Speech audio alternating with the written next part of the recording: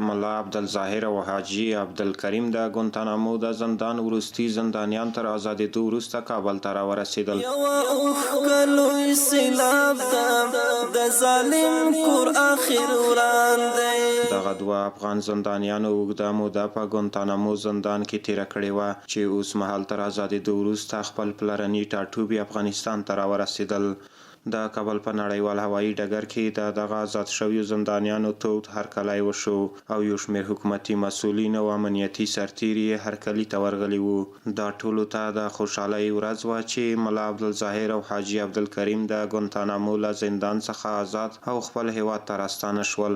د ګوانتانامو زندان د امریکایانو تر ټولو سخت زندان و چې سلګونه مسلمانان دیني عالمان به په تیرو کلونو کې په بد ډول هلته شکنجه کېدل او د ټولو نړیوالو قوانینو او د بشر د حقوقو خلاف به له زندانیانو سره چلند کېدلو. کومو کسانو چې د ګوانتانامو زندان تیر کړی ترخې او نه هېرېدونکې خاطرې ترې لري. له آهونو نه ځان ساته ګوره خدای ډېر بې پروا ده. له آهونو نه ځان ساته ګوره خدای ډېر بې پروا ده. یوه اوښکه لوی سیلاب ده د ظالم کور اخر وران